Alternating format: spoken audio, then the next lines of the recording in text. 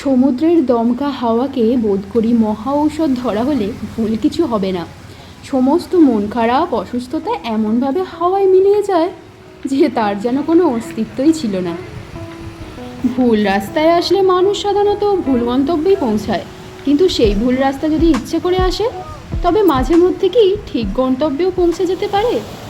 আজ শনিবার, বাড়ি থেকে চেন্নাই ফিরেছি প্রায় সপ্তাহ দুয়েক হবে। বাড়িতে মুড়ির ভাণ্ডার একেবারে ভাঁড়ে মা ভবানী হয়ে বসে আছে। আজ যেহেতু ছুটির দিন তাই সন্ধ্যার দিকে বেরিয়ে পড়লাম মুড়ি কেনার উদ্দেশ্যে। কিন্তু হঠাৎ করে আমার আর কর্তামশাইয়ের মাথায় চাপলো ভূত। রাস্তা বদল করে চলে এলাম ত্রিভেনমিউর বিচে। এসে মনটা এত ফুরফুরে হয়ে গেল, ভাবছি এমন ভুল জীবনে মাঝে মাঝে হলে ক্ষতি কী।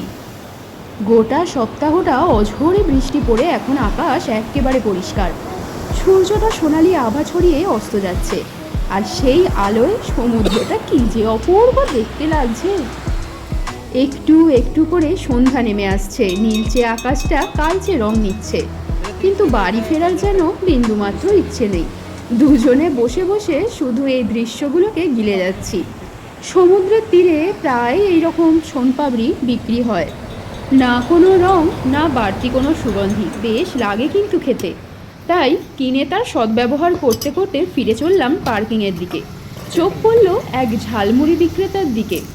লোভ আর সামলাতে পারলাম না, কর্তামশাইয়ের কাছে বায়না করতেই দেখলাম কিনে দিল।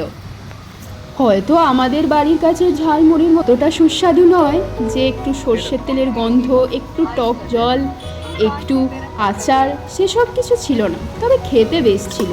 সারা সপ্তাহ জুড়ে মিটিং মিছিল, ঘরের কাজকর্মের পিছনে ছুটতে ছুটতে আর চিন্তা মন খারাপের মাঝে যখন একেবারে দুজনে আধমরা হয়ে যায়, তখন এই সমুদ্রে চলে আসি। খেয়ে দিয়ে রাত এখন 8টা। ডিমার্টে এসে অবশেষে আজকের যে উদ্দেশ্য ছিল তা পূরণ করে, অর্থাৎ মুড়ি কিনে পা বাড়ালাম বাড়ির পথে।